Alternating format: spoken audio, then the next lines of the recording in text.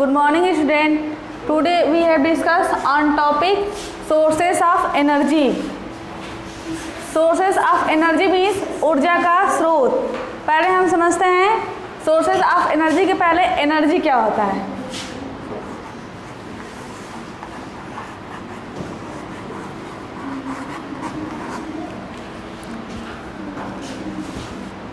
Capacity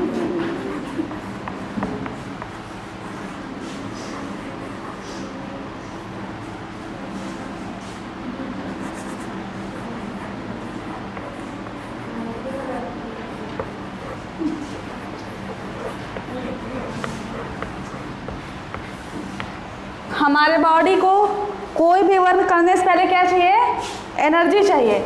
energy से हमारे body को कैपेसिटी मिलती है, क्षमता मिलती है कार्य करने के लिए.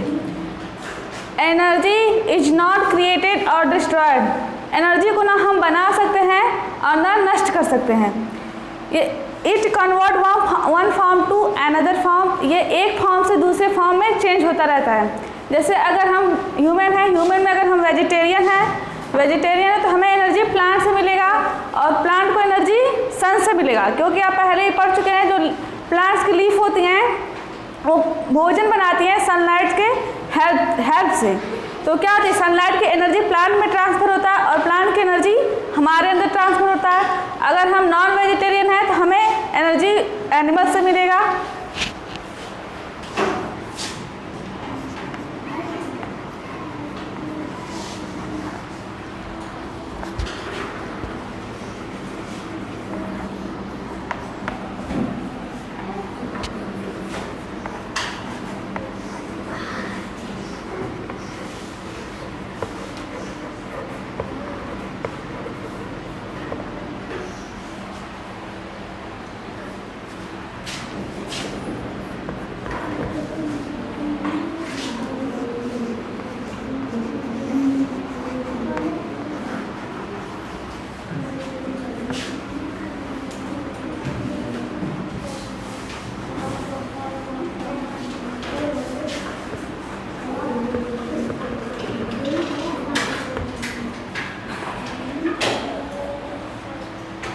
अब सोर्सेस ऑफ एनर्जी. एनर्जी के दो स्रोत हैं.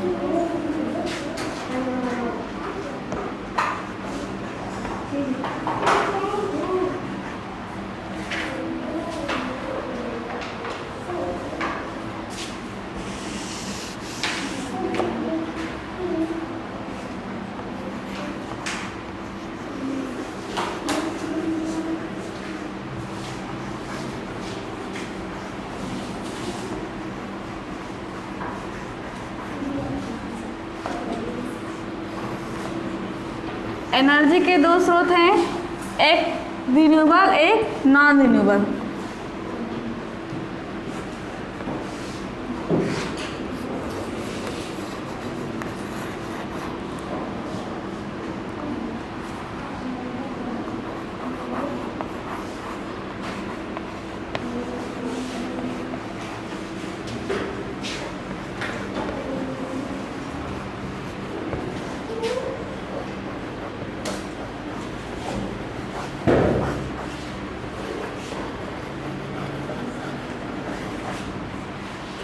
रिन्यूएबल सोर्स में आते हैं सन, विंड, वाटर. नॉन रिन्यूएबल कोल, पेट्रोलियम,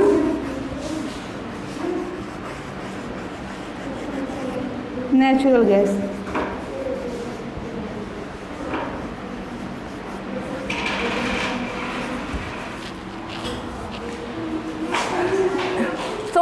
एनर्जी को दो भागों में डिवाइड किया है, एक रिन्यूएबल सोर्स में एक नॉन रिन्यूएबल सोर्स में. नॉन रिन्यूएबल सोर्स के एग्जांपल है कोल है, पेट्रोलियम है, नेचुरल गैस है. और रिन्यूएबल सोर्स के सन है, विंड है, वाटर है. अब देखिए रिन्यूएबल सोर्स तो क्या होता है. रिन्यूएबल सोर्स वह सोर्स होता है जो बार बार रिन्यू होता है, यानी बार बार क्रिएट हो जाता है एक शॉर्ट पीरियड ऑफ टाइम में. एक शॉर्ट पीरियड ऑफ टाइम में ये क्या हो जाता है, फिर से रिन्यू हो जाता है, रिप्लेनिश हो जाता है. मतलब जितना हम यूज किया जाता है फिर उतना वो बन के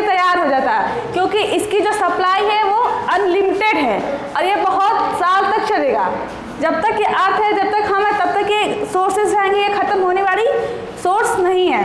ये नॉन रिन्यूएबल सोर्स है, ये एक लिमिटेड, इसकी जो सप्लाई है वो लिमिटेड है, और ये एक फ्यूचर में एक टाइम ऐसा आएगा कि ये ख़त्म हो जाएगा, और इसे हम क्रिएट नहीं कर सकते हैं, ये बार बार क्रिएट नहीं हो सकता है। इसके फॉर्मेशन के लिए कई साल लग जाते हैं, कई साल लगने के बाद ये कोल पेट्रोलियम बना था। अगर हम इतना कोल का यूज इतना स्पीडली कर रहे हैं, अगर इसी स्पीड से करते हैं तो फ्यूचर में एक टाइम ऐसा आएगा कि कोल रह ही नहीं जाएगा। अब देखिए renewable source,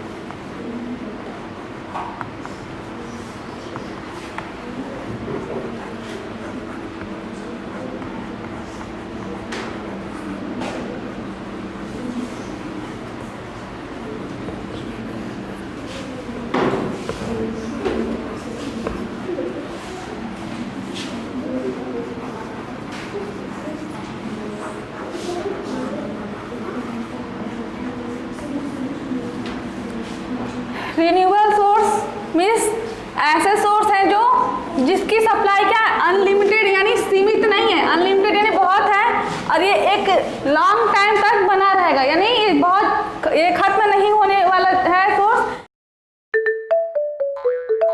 Smile and learn. Renewable energy. We obtain energy from two different sources: renewable energy sources and non-renewable energy sources. Today we're going to learn about renewable energy sources. Renewable energy refers to all those limitless energy sources present in nature. The sun, the wind, the force of water, or the inner heat of the earth are examples of renewable energy sources. These energy sources are present in nature and are naturally replenished. That's why they never run out. These are some of the most well-known renewable energy types. Solar energy comes from the sun and reaches us as light and heat. For example, thanks to these solar panels, we can capture sunlight energy and transform it into thermal energy to heat water in this house. Eolic energy comes from the movement of air or the wind. For example, these windmills transform wind into electric energy. Tidal wave energy comes from the movement of sea waves or when tides change from high to low, and vice versa. Hydraulic energy is produced by the water we store in reservoirs or artificial lakes. Look at this dam! Water falls over from a high spot. Then, it flows through the hydroelectric factory, where the force of the water is transformed into electric energy. Geothermal energy is generated from the heat stored in the earth. This type of energy is used for heating a house or generating electricity, for example. Let's look at some of the main advantages of renewable energies. They are environmentally friendly because they don't emit CO2 or greenhouse effect gases. They are limitless because they are obtained from natural resources that don't run out and replenish naturally. They are safer for our health because they don't generate toxic residues harmful for people. There is no doubt that renewable energies have many advantages, but there are disadvantages as well. Renewable energy resources are not found everywhere in the world. countries with shorter daylight hours cannot produce as much solar energy as other parts of the world. Obtaining renewable energy can be random or variable because it depends on natural phenomena that we cannot always predict. For example, the amount of rainfall. To reach the world energy objectives and help take care of the environment, it's indispensable to accelerate the transition to renewable energies.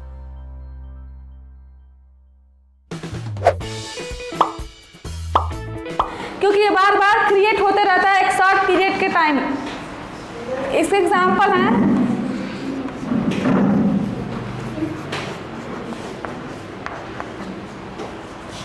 Solar energy,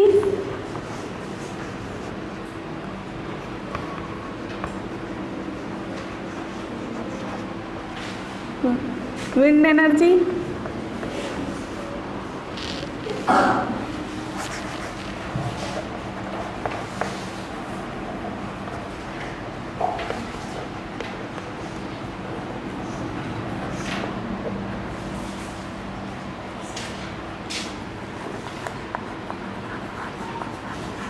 tidal energy,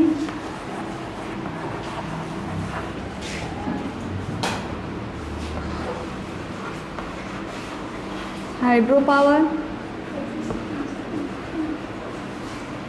और एक biomass.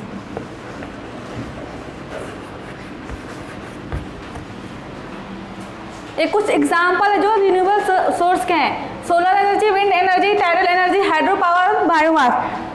इन solar wind tidal और hydro के help से हम electricity को produce कर सकते हैं। देखिए सोलर एनर्जी क्या होता है।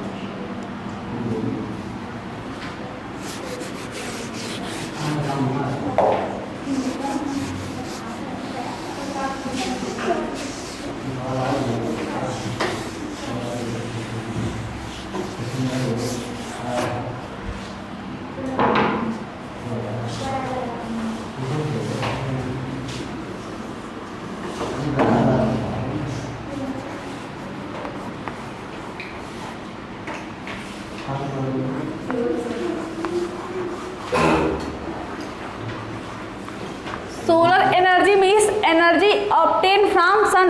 वह एनर्जी जो हमें सन से ऑब्टेन होती है, प्राप्त होती है, उसे हम सोलर एनर्जी बोलते हैं। इट इज नेवर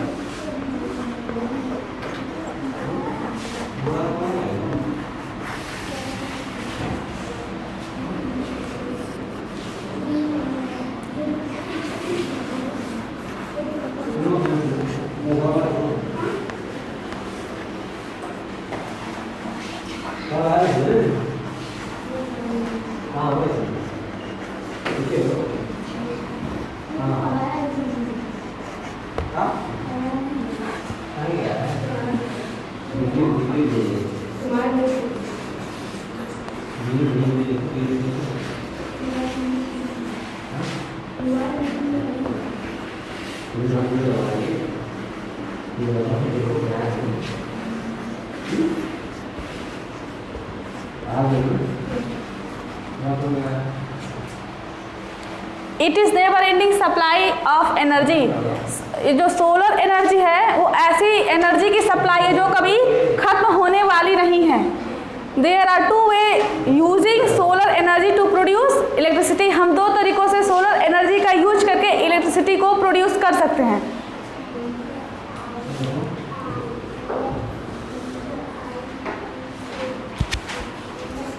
एक solar cell and solar thermal technology.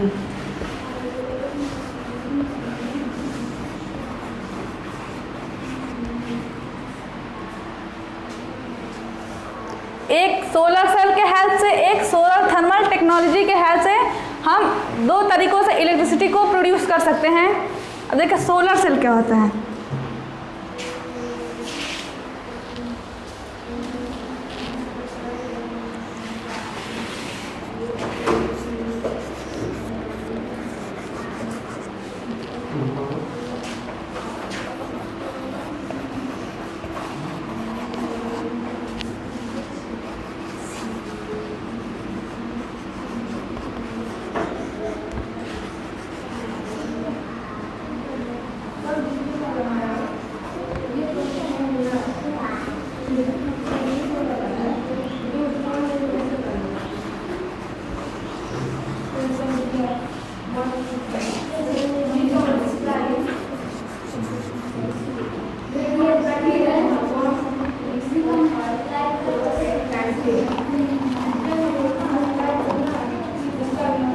जो सोलर सेल है वो दो चीज़ से मिलके बना हुआ है, दो मटेरियल से, एक सिलिकॉन है गैलीलियम से।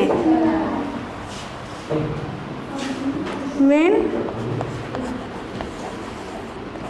सन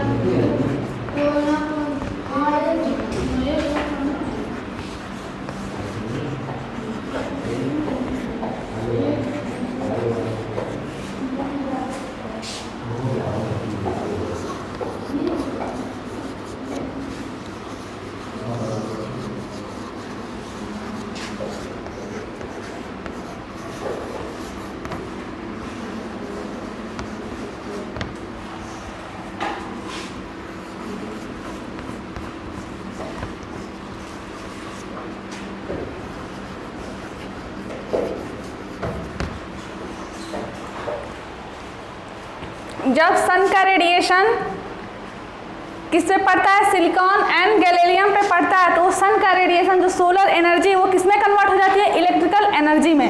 बहुत सारे सोलर सेल का यूज करके हम सोलर पैनल बनाते हैं, सोलर पैनल के हेल्प से भी इलेक्ट्रिसिटी को प्रोड्यूस किया जाता है, और ये घर में लगाए जाते हैं, सोलर पैनल घर में भी लगाए जाते हैं, बैंक, हॉस्पिटल, इन सब प्लेसों पे सोलर पैनल का अब यूज हो रहा है।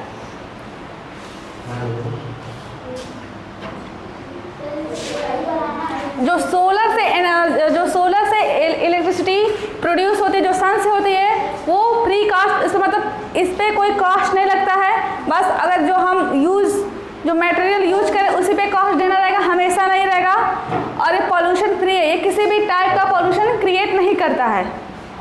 अगर इससे हम जो इलेक्ट्रिसिटी प्रोड्यूस हो रही है उसे यूज कर रहे हैं तो हमें बिल भी पे। Solar energy. We know that energy is the ability of an object to do some sort of work. Energy exists in different forms like kinetic energy and potential energy, which we have already discussed in our previous lectures. Now let me teach you about solar energy. As the word solar means the sun, and solar energy means the energy of the sun. Each and every day, the earth receives huge amount of energy directly from the sun. Using special scientific methods, we can utilize this solar energy. I mean that we can convert solar energy into other useful forms of energy. For example, we can convert solar energy into electrical energy, and then we can convert electrical energy into heat energy, kinetic energy, potential energy, etc.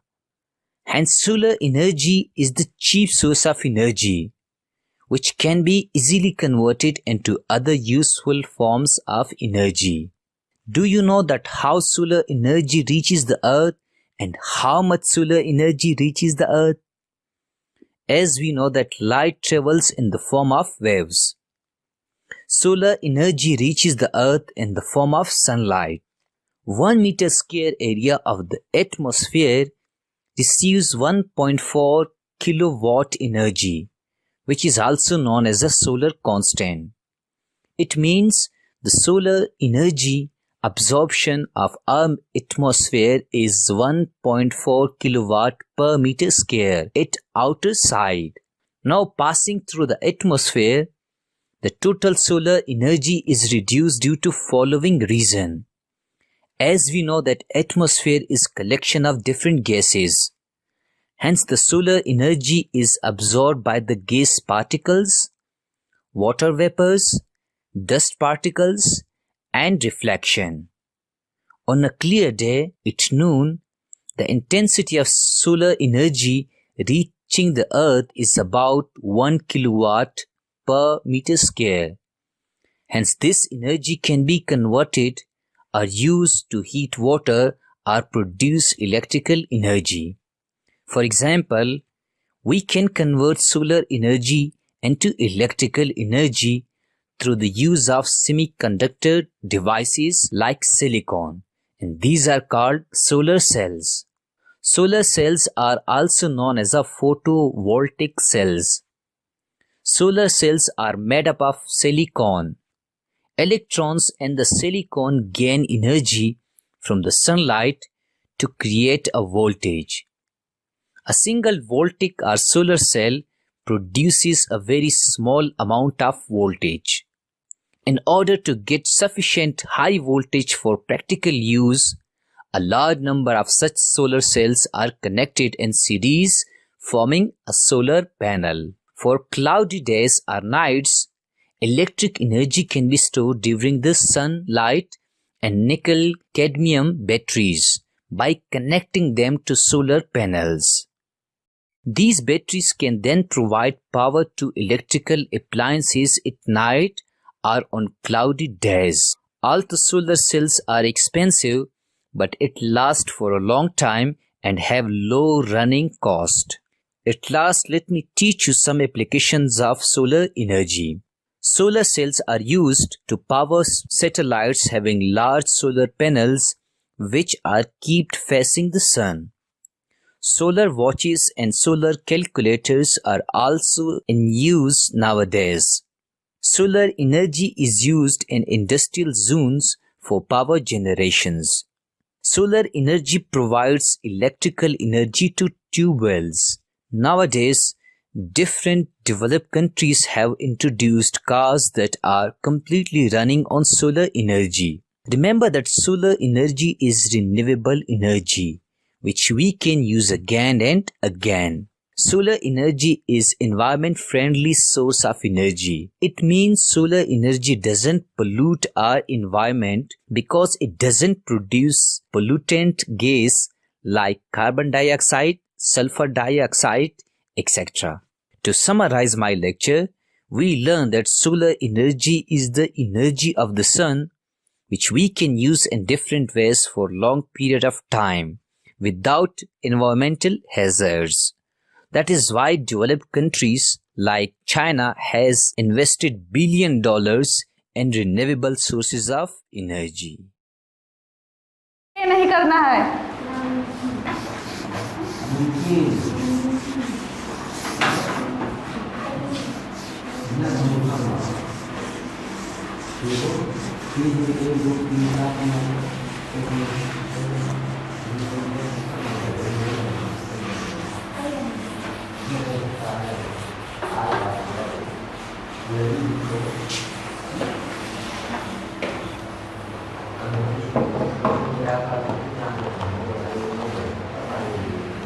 चौक लेना जी, चौक. Wind energy second है. Wind energy, wind के help से भी हम electricity को produce कर सकते हैं.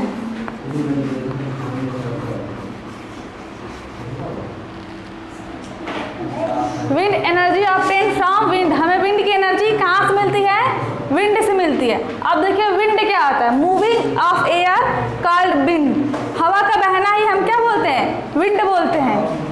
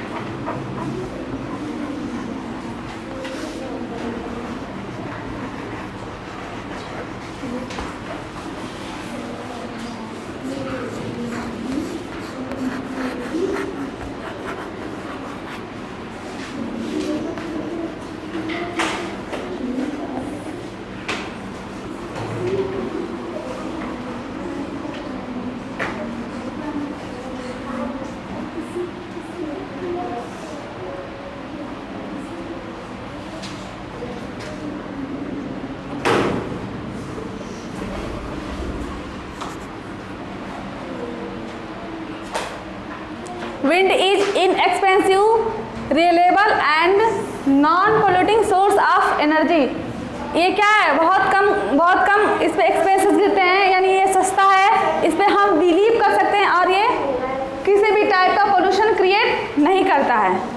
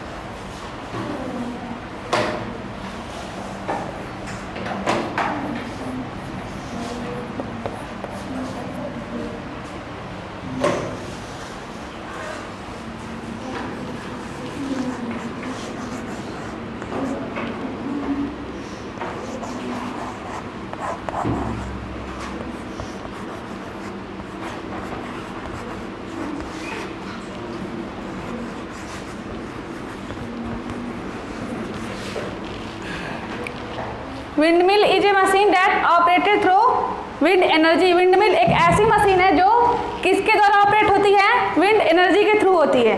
The blades of the windmill rotate due to the force of wind. जो विंडमिल की जो ब्लेड्स होती है वो किससे रोटेट होती हैं, फोर्स ऑफ विंड से, फोर्स ऑफ विंड के थ्रू वो रोटेट करती हैं। देखिए विंडमिल होता कैसा है, विंडमिल वो एक टेबल फैन की तरह होता है, मतलब उसी की तरह नहीं होता है लेकिन उसी से मिलता जुलता है, एक लार्ज फैन है। इसमें किसी विंडमिल में 2 पत्तियां होती हैं, किसी में 3 लगाई जाती हैं या फिर किसी में 4 पत्तियां लगाई जाती हैं। उसके बाद उसमें एक नीचे से रॉड लगाया जाता है, रॉड को ज़मीन में इंस्टॉल किया जाता है, फिक्स किया जाता है अच्छे से। उसके बाद जो विंडमिल की जो ब्लेड्स हैं, पत्तियां हैं, वो विंड के थ्रू रोटेट करती हैं। उसके पीछे एक अल्टरनेटर होता है जो विंड एनर्जी को इलेक्ट्रिकल एनर्जी में कन्वर्ट करता है। उस अल्टरनेटर में एक टरबाइन होता है, गियर बॉक्स होता है, जनरेटर होता है और पावर ग्रिड लगा होता है। हवा एक हमेशा कांस्टेंट स्पीड से फ्लो नहीं करती है, तो जो टरबाइन है वो जैसे हवा फ्लो करते है उसके अकॉर्डिंग वो घटता और बढ़ता रहता है। गियर बॉक्स क्या करता है, टरबाइन के रोटेशन के अकॉर्डिंग हमेशा अपना गियर चेंज करता रहता है। और जनरेटर को एक कांस्टेंट स्पीड ऑफ एनर्जी को देता है, जिससे क्या करता है, जनरेटर उस मैकेनिकल एनर्जी को इलेक्ट्रिकल एनर्जी में कन्वर्ट करता है और पावर ग्रिड को एक कांस्टेंट वोल्ट देता है।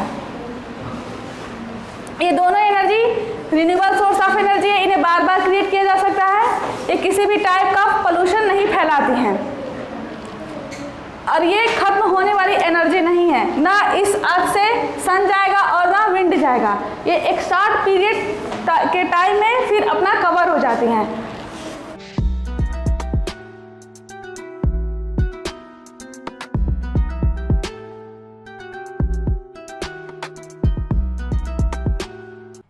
हेलो एवरीवन, तो हमारे आरईआर की सीरीज चल रही थी, इसकी यूनिट 4 के पार्ट 3 में हम लोग देखेंगे विंड पावर और उसके सोर्सेज के बारे में। ये रहा हमारा सिलेबस यूनिट 4 का, इसमें ये हम डिस्कस कर चुके हैं, ये सारा इस लेक्चर में कवर कर लेंगे। तो सबसे पहले मैं बताता हूँ कि विंड एनर्जी होती क्या है। देखो, विंड एनर्जी जो हमारी सोलर एनर्जी होती है उसी की एक फॉर्म होती है। कैसे होती है वो भी अगली स्लाइड में बताऊँगा। इससे पहले हम बताते हैं आपको कि जो हवाएं होती हैं वो चलती कैसे हैं, ठीक है, कि विंड चलती कैसे है। तो एक चीज़ समझो कि जहाँ पे एरिया ठंडा होता है वहाँ पे क्या होती है, हवाएं हमारी मतलब नीचे गिरती हैं, और जहाँ पे एरिया गर्म होता है वहाँ पे हवाएं ऊपर उठती हैं। ये तो आपने देखा ही होगा, जब भी किसी गैस को अगर हीट करोगे तो वो गैस ऊपर उठती है। ऐसे किसी बलून में अगर हवा भर दोगे, ये गर्म हवा का गुब्बारा भी होता है, किसी प्रिंसिपल पे उड़ता है, उसमें गर्म हवा होगी तो वो ऊपर की ओर उठती है। तो हमारे जो पृथ्वी के पॉइंट हैं, इनमें अलग अलग जगह पे अलग अलग टेम्परेचर होता है। मतलब जैसे ये हमारी पृथ्वी है, तो जो ऊपर के और नीचे के जो ध्रुव होते हैं ये तो बिल्कुल ठंडे रहते हैं, और जो इधर के एरिया हैं जैसे अफ्रीका हुआ, इंडिया भी लगभग ये गर्म एरियाज होते हैं, और कुछ ऐसे यूरोप के या फिर जो रसिया वगैरह हैं ये एरिया ठंडे हैं। तो क्या होता है कि इधर से हवा जो है ऊपर उठती है और इस साइड में जाती है।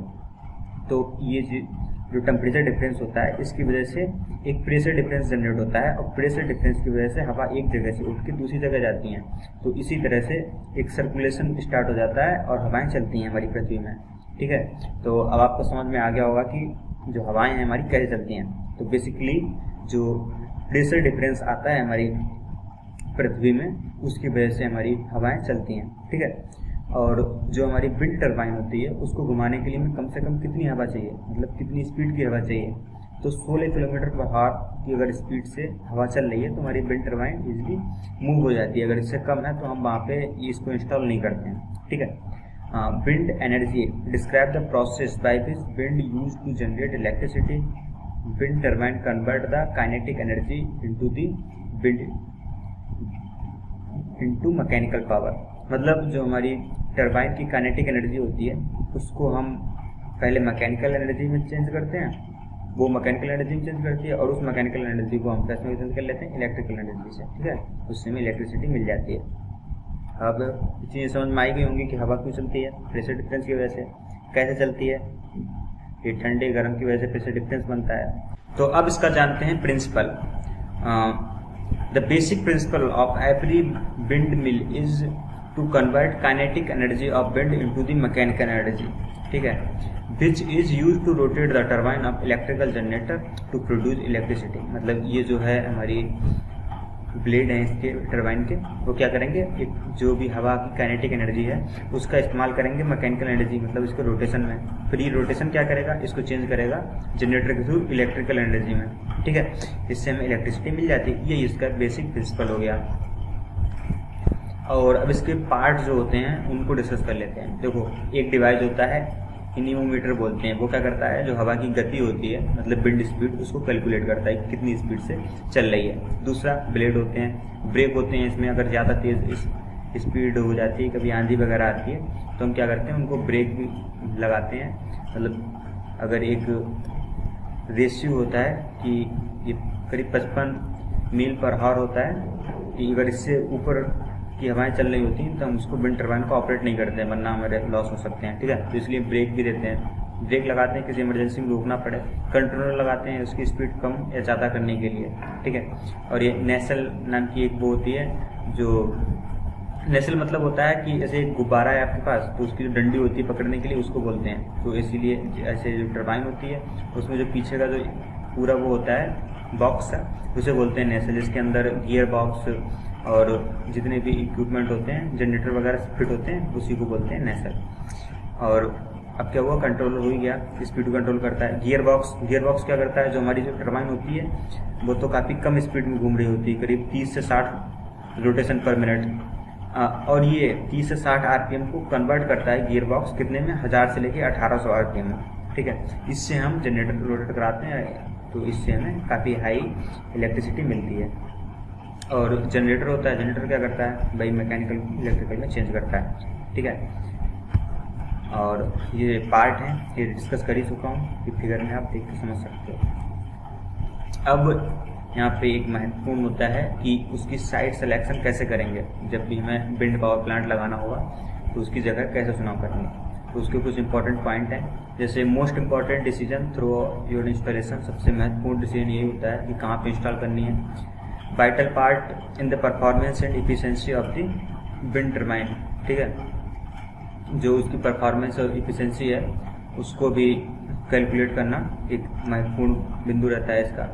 हाई एक्सपोज्ड साइड, मतलब जो काफ़ी ऊंची साइड होती हैं वहाँ पे हम इसको इस्तेमाल करते हैं। Not suitable side in highly populated residential area, मतलब जहाँ पे ज़्यादा पॉपुलेशन होती है वहाँ पे सुटेबल नहीं होता है इसको लगाना, ठीक है। जैसे इसीलिए देखा होगा कि जो ऊंचे पहाड़ वगैरह होते हैं वहाँ पे लगाई जाती है। इनकी हाइट बहुत काफ़ी होती है, मतलब 100 मीटर 60 मीटर इस टाइप से होती है, काफ़ी ऊंची होती है। इनके ब्लेड भी काफ़ी बड़े बड़े होते हैं, ठीक है। और पावर ट्रांसमिशन लॉस, इसको भी हम मतलब जब लगाते हैं तो देख लेते हैं कितना लॉस होगा, ठीक है। Distance between turbine and the nearest obstacle, obstacle होता है मतलब कोई बाधा, जैसे कि उसके सामने तो कोई ऑब्स्टेकल नहीं आएगा, जैसे कोई उसके सामने पहाड़ आ रहा है, आपने लगा दी है तो हवा उसमें आ ही नहीं पा रही, तो उसका जो सबसे नियरेस्ट ऑब्स्टेकल होता है उसकी डिस्टेंस भी कैलकुलेट कर मतलब ध्यान रखते हैं जब भी हम इंस्टॉल करते हैं, ठीक है। और connection with the national power grid, और जब हम जहाँ पे इंस्टॉल कर रहे हैं उसको नेशनल पावर ग्रिड से हम कनेक्ट कर पाएंगे या नहीं कर पाएंगे उसका भी कंसिडरेशन रखते हैं, ठीक है। ये तो साइट सिलेक्शन के क्राइटेरिया थे।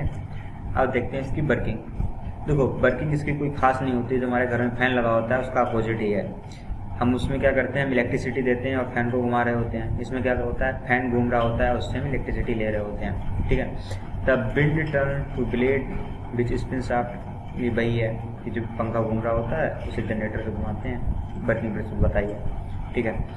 और अब इसके एडवांटेज देख लेते हैं। Advantage of wind power, wind power is cost efficient, ठीक है, मतलब कोई भी अलग से तुम्हें पैसा नहीं लगाना पड़ रहा है इसमें। It is a clean fuel source, मतलब एकदम कोई पोल्यूशन नहीं होने वाला है इससे। Wind is domestic source of energy, घरेलू सोर्स है बिल्कुल। इट्स सस्टेनेबल, बिल्कुल। Wind turbine can be build on existing farm और रेंचेस, मतलब जो हमारे खेत वगैरह हैं जो पहले से ही हैं उन्हीं के ऊपर बनाई जा सकती है, ठीक है। तो ये भी इसका एक एडवांटेज है। और डिसएडवांटेज क्या है, द विंड फ्लक्चुएट्स, मतलब कई बार बहुत तेज़ आंधी आ जाती है, कई बार बहुत ही स्लो हो जाती है, ये एक दिक्कत आती है, मतलब लिमिटेशंस है इसकी, ठीक है। और wind energy has similar drawback to solar energy in it's not constant, भाई कांस्टेंट नहीं होती, जैसे सोलर एनर्जी कांस्टेंट नहीं रहती है, ये भी ड्रॉबैक है इसका। और installation is expensive although cost are reducing over the time, मतलब भले ही समय के साथ कम होती जा रही है कॉस्ट, लेकिन फिर भी ये महंगा पड़ता है हमारे लिए। Wind turbine pose a threat to bird life, जो हमारी वाइल्ड लाइफ है, मतलब पक्षी वगैरह, उनके लिए भी इसे थोड़ा खतरा रहता है, ठीक है। तो ये भी एक डिसएडवांटेज में आ जाता है। Wind turbine create noise pollution, और ये थोड़ा सा नॉइज क्रिएट करती है। They also create visual pollution, और ये विजुअल पोल्यूशन भी क्रिएट करते हैं।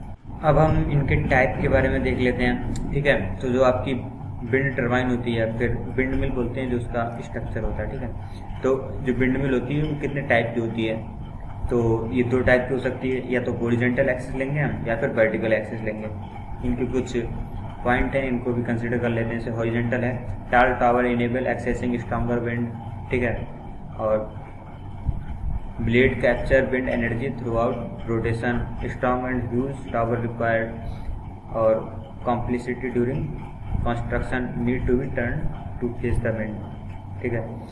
तो ये तो हॉरिजॉन्टल के हो गए। और वर्टिकल क्या होता है, generate power independent of wind direction, मतलब जो इस टाइप से वर्टिकली होती है, अगले फिगर में दिखाएंगे। तो इसमें विंड की डायरेक्शन में कंसीडर नहीं करनी पड़ती, जबकि इसमें करनी पड़ती है हॉरिजॉन्टल वाले में।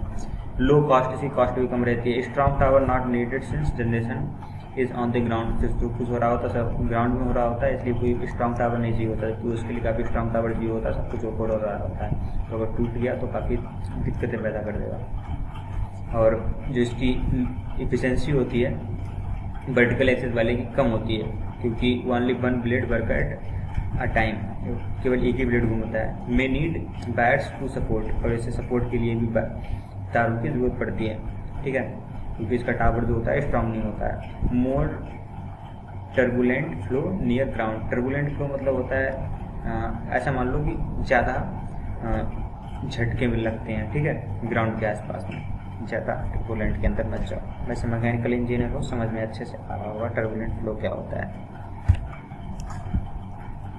और ये इनके फिगर्स हैं। जो हॉरिजॉन्टल एक्सिस होता है वो कैसा होता है, ये एक स्ट्रॉन्ग सा टावर हम खड़ा करते हैं पहले, ठीक है, उसमें ये हमारा नेसल होता है, इसके अंदर ही गियर बॉक्स जनरेटर वगैरह रखे होते हैं। और जो हमारे रोटर ब्लेड लगे होते हैं इस टाइप से, ठीक है।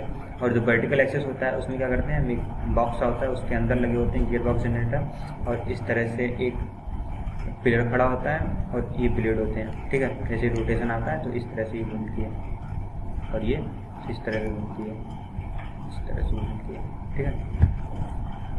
अब इसकी एनर्जी कैलकुलेशन देखो, ये करती क्या है, काइनेटिक एनर्जी को मैकेनिकल एनर्जी में चेंज करती है। विंड की काइनेटिक एनर्जी को ये जो विंड मिल है उसकी मैकेनिकल एनर्जी में चेंज करती है। तो केवल काइनेटिक एनर्जी की बात करेंगे, पोटेंशियल एनर्जी कोई मतलब नहीं बनता। तो काइनेटिक एनर्जी कितनी होती है, हाफ mv²। तो 8 से पढ़ते आ रहे हो, ये फार्मूला तो पता ही है, ठीक है। अब इसमें हमने क्या किया, m की जगह पे m का फार्मूला होता है मास इक्वल टू रो और v, ठीक है। Rho equal to density, v equal to volume. तो रो भी रख दिया ऐसे और वेलोसिटी को वैसे रहने दिया। अब इसमें क्या किया, v की जगह पे जो वॉल्यूम है उसको हम एरिया इंटू लेंथ भी कर सकते हैं। तो a रो al कर दिया हमने, ठीक है। अब हमें पावर निकालनी है, तो पावर निकालने के लिए हम क्या करेंगे, जो भी काइनेटिक एनर्जी है उसको टाइम के साथ डिफरेंशिएट कर देंगे।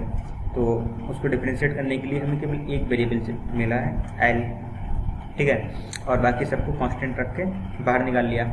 अब एक l और b, dl/dt करोगे जब b को तो नॉर्मल से डिफरेंशिएशन है, आंसर आ जाएगा आपका half rho a b cube. तो अगर इसके दो तरह से आ सकते हैं, या तो काइनेटिक एनर्जी पूछेगा, कि नहीं पूछता, ज़्यादा पावर पूछेगा, ठीक है। तो उसमें ये सारी वैल्यूज दी होंगी और कोई एक चीज़ पूछ ली होगी, तो आप इजीली कैलकुलेट कर सकते हो इसकी कैलकुलेशंस जो भी एग्जाम में आएंगी, ठीक है। और अब इसके स्पेस रिक्वायरमेंट की बात कर लेते हैं। Rule of thumb is 7 time diameter of the wind mill. जो विंड मिल का डायमीटर है उसके 7 गुना ज़्यादा एरिया आपको चाहिए होता है, ठीक है। मतलब उसका 7 गुना ऐसे टावर आप खड़ा करोगे। Approximately 500 metre from other turbine, मतलब जो अदर टर्बाइन्स होती हैं उनसे आपको करीब 500 मीटर ज़्यादा इसमें चाहिए होता है स्पेस, ठीक है। East 2 megawatt turbine need approximately half square kilometre, जो इसको करीब आधा किलोमीटर का ऐसे में एरिया चाहिए होता है अगर हम 2 मेगावाट की टर्बाइन को इंस्टॉल कर रहे हैं, ठीक है। तो स्पेस रिक्वायरमेंट काफ़ी होती है इसमें। अब application of the wind energy, typically it is used in charging of the batteries which is useful to store energy captured by wind turbine, ठीक है। बैटरी चार्ज करने के लिए इसको इस्तेमाल करते हैं। Water pumping is the key historical application of the wind energy. खेतों में बड़े बड़े में लगाते हैं किस लिए, ताकि ये वाटर की पंपिंग कर सके, वहाँ पे सिंचाई अच्छे से हो सके। और मेन की competitive area of the wind energy is the remote of the grid power application, मतलब ऐसी जगह पे जहाँ पे बिजली पहुँचाना बड़ी मुश्किल है, मतलब वहाँ पे बिजली की वो नहीं है, वहाँ पे हम इसको अब मतलब ईजिली इंस्टॉल कर सकते हैं और पावर सप्लाई दे सकते हैं। तो ये एक अच्छा एप्लीकेशन है। और ग्राइंडिंग ग्रेन, मतलब जो हमारी ग्रेन्स मतलब अनाज होता है उसको ग्राइंड करने के लिए, जैसे आटा वगैरह पीसने के लिए इसका इस्तेमाल किया जाता है। सो थैंक्स, यही था हमारे इस लेक्चर में। आई होप आपको ये पसंद आया होगा और इसकी PDF आप We have discussed in next video tidal energy, hydropower and biomass energy in second day.